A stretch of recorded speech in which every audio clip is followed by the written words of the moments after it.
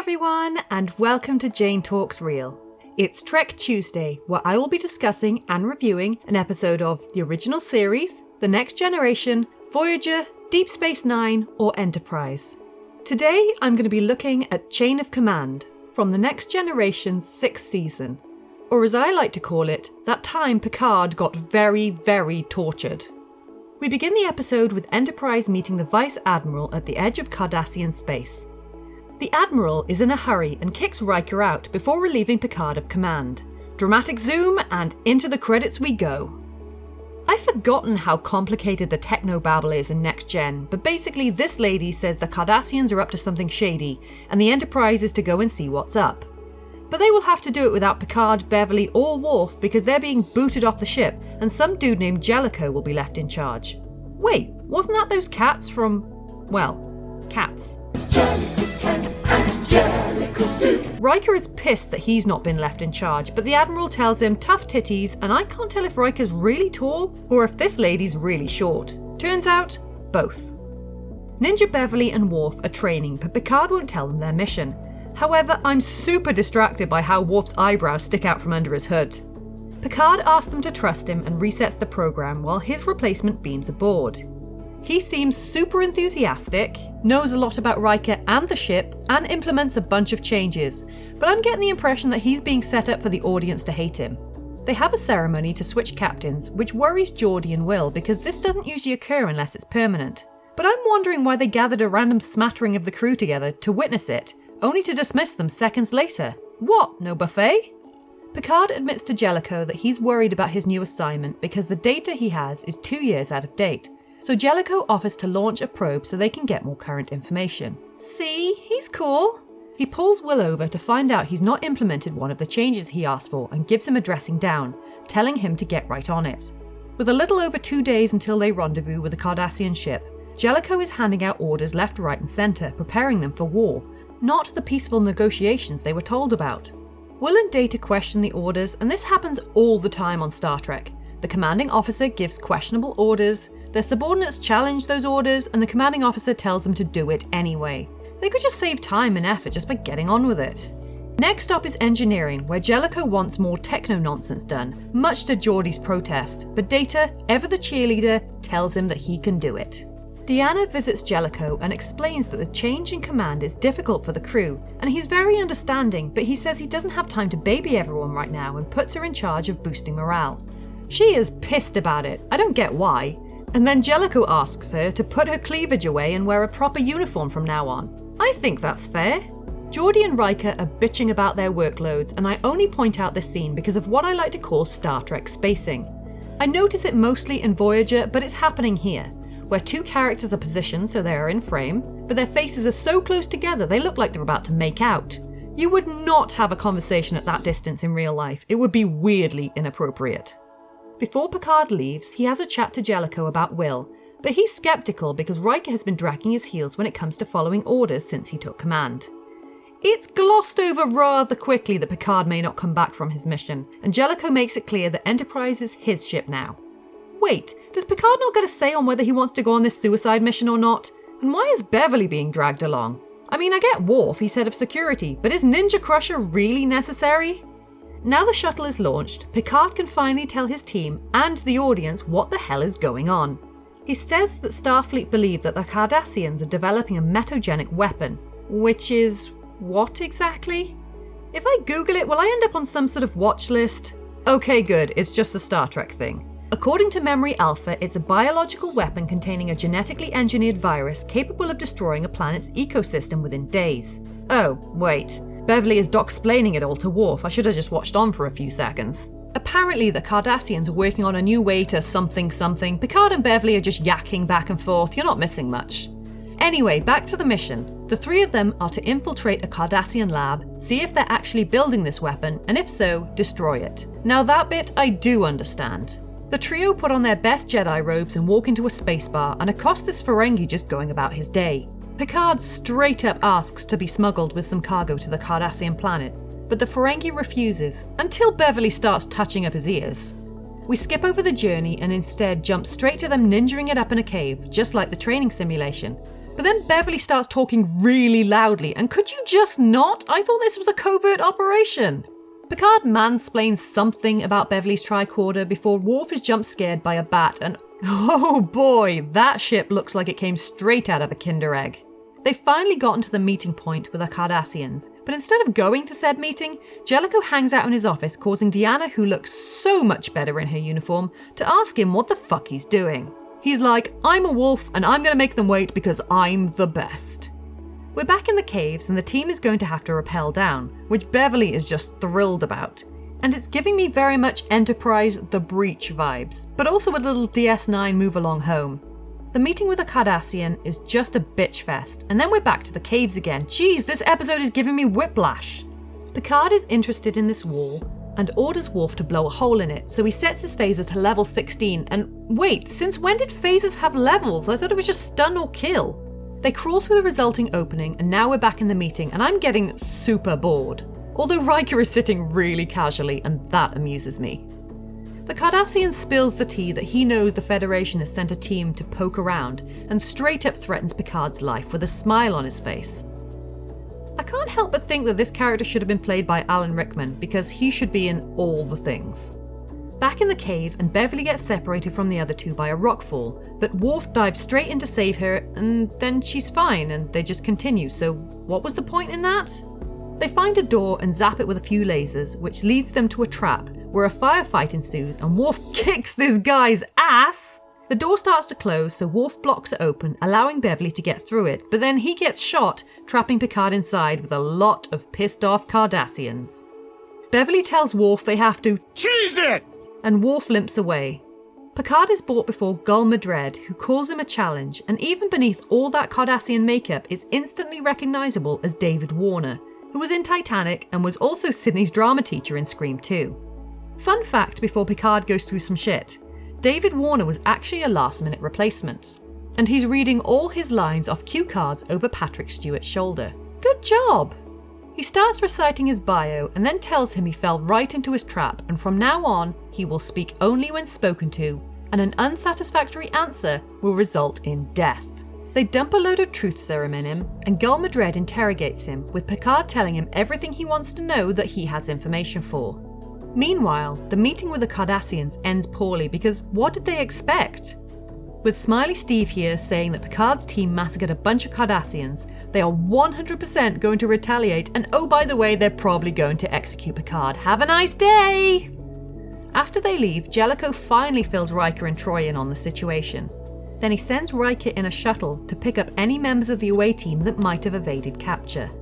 Picard is marched into a room, blindfolded and handcuffed. Good job this wasn't Kirk, because this would be a different kind of episode. Gul Madred, who I'm going to call Madred from now on to save time, removes his restraints and invites him to sit.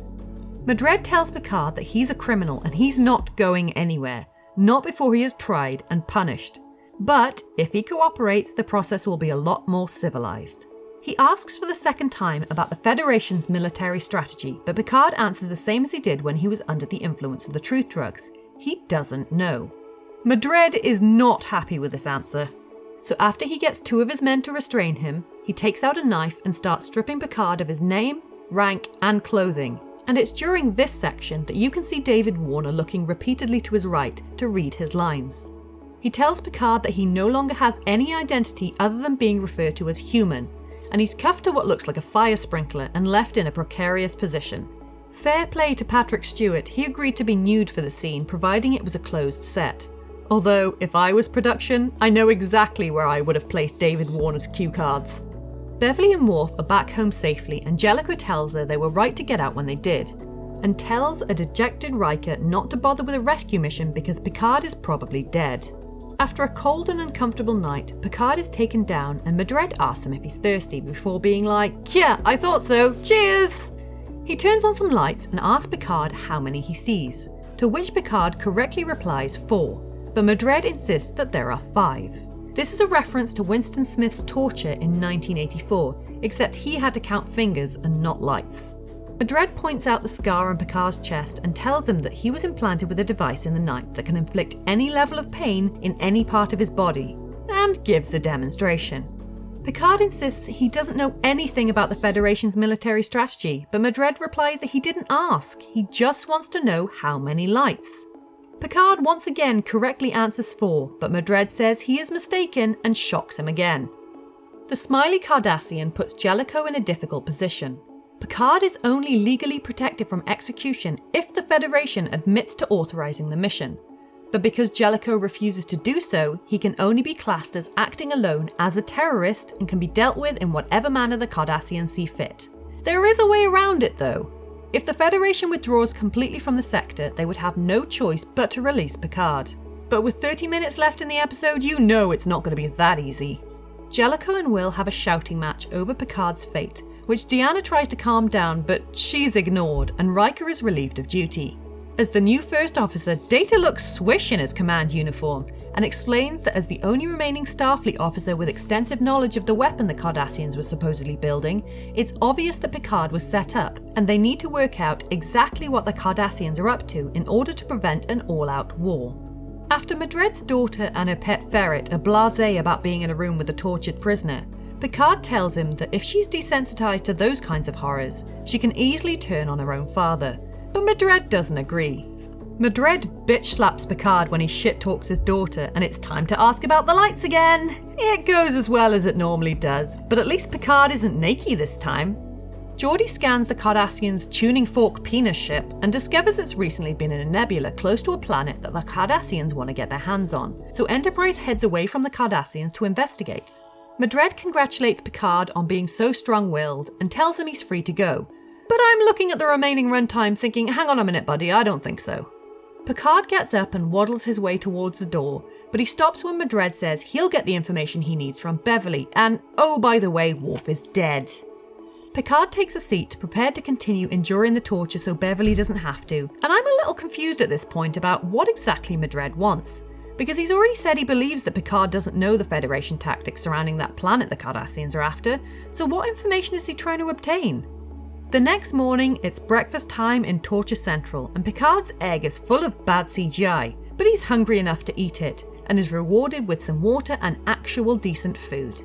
Madred tells him a story about when he was younger, starving and homeless, and Picard is like, no wonder you're such a torture-loving dickhole now. He starts to psychoanalyze Madred, who gets flustered, and in his anger, he mistakenly refers to human by his real name. Picard's like, aha, I got you, you shit, and he's thrown back into another painful game of how many lights, which he refuses to play. As the Enterprise prepares for an attack on the nebula, Geordi and Jellicoe bond over their old piloting days. But the former says if they're going to pull this off, they're going to need Riker at the helm. Jellicoe goes to Riker to ask for his help, but they end up having a macho pissing contest. But in the end, he agrees to fly. With mines placed in the nebula, Enterprise goes to red alert and hails the smiley Cardassian, who is not happy now he knows what Jellicoe is up to. Jellicoe demonstrates that he means business and orders each Cardassian ship to empty off its weapons and piss off back to where it came from. And by the way, Picard is to be returned immediately. Picard gets hold of the device Madred used to torture him and tries to smash it, but the Cardassian says not to bother because he has quite a collection.